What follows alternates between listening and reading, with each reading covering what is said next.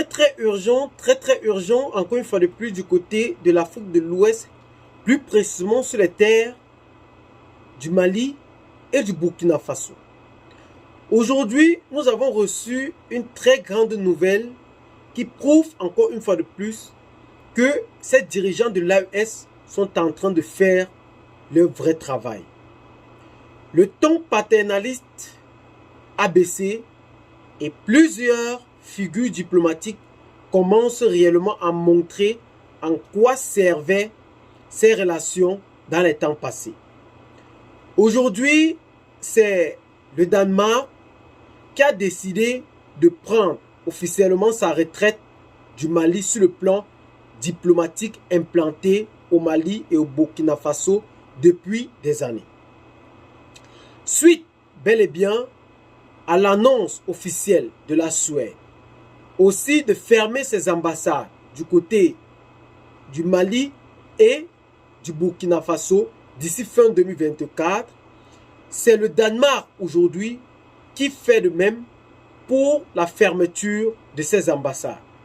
Mais qu'est-ce qui réellement ne va pas en sorte que le Danemark et la Suède et plusieurs autres pays annoncent la fermeture officielle de leurs ambassades sur le sol de Ouagadougou et bien sûr de Bamako.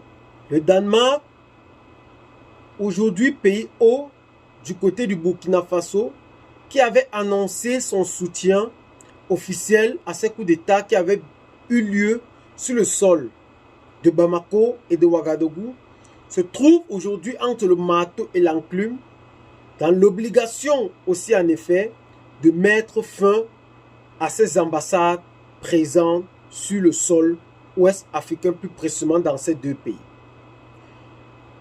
Le ministère des Affaires étrangères justifie cette cause par une absence bien prononcée des échanges fructueux de la coopération bilatérale.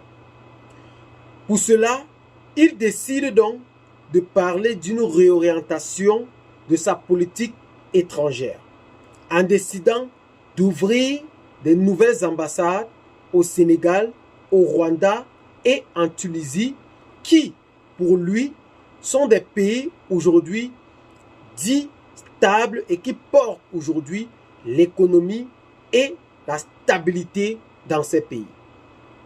Mais pour nous, nous comprenons par là une manière par laquelle le peuple africain a cessé d'être dupe.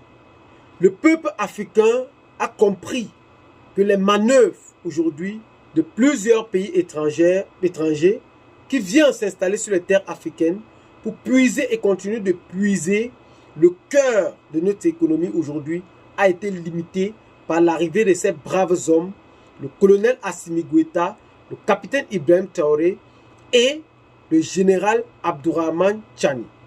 Ils ne peuvent qu'annoncer cette fermeture parce qu'aujourd'hui, le tuyau qui avait été ouvert est fermé officiellement.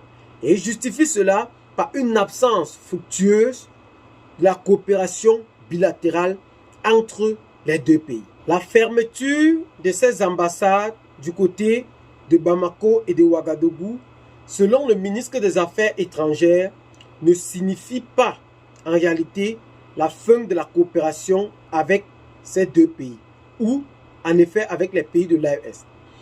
Mais cela signifie en effet que la coopération continue, mais désormais sera surveillée depuis Copenhague, la capitale danoise, et aussi il mettra en effet sur pied un superviseur général du Sahel et du Grand Lac pour aider la diplomatie bilatérale entre les deux pays.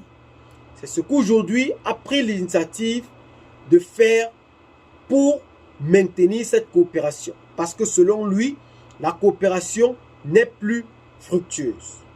Nous comprenons aujourd'hui que les pères du panafricanisme moderne, aujourd'hui, sont bel et bien les présidents de l'AES. Nous rappelons ici que l'Afrique a eu la plus grosse part dans l'investissement danois de 2018 à 2022 à une hauteur de 155,6 millions de dollars.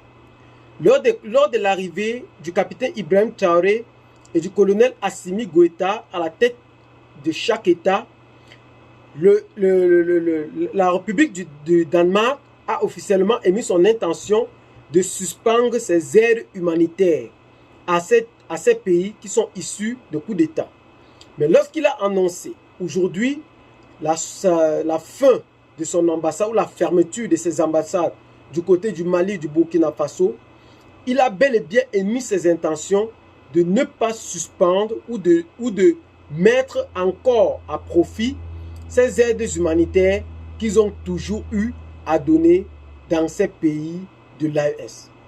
Aujourd'hui, le pays haut qu'est le Mali et le Burkina Faso, aujourd'hui qui en forment un seul pays, pour former l'AES, la plus puissante confédération ouest-africaine aujourd'hui, montre en réalité que le peuple africain a encore beaucoup et qu'il reste encore beaucoup à faire pour maintenir cette coopération entre les pays subsahariens et les pays occidentaux. Rappelons qu'aujourd'hui, le combat du côté de Tinzaouantène pour la sécurisation du territoire nord-malien se poursuit. Plusieurs frappes aériennes ont été enregistrées aujourd'hui, mais qui causent une guerre de communication et qui ne laissent plus la population indifférente aujourd'hui. Le Burkina Faso aujourd'hui qui est en train de faire de même pour sécuriser son territoire de ces forces du mal qui ne cessent de vouloir endeuiller de jour en jour la population. Mais chose curieuse, ces présidents restent forts et sont déterminés à mettre fin à ces forces du mal qui viennent de temps à autre pour continuer à implanter ces fléaux mal organisés et aussi déterminés à mettre la peur dans l'esprit de la population.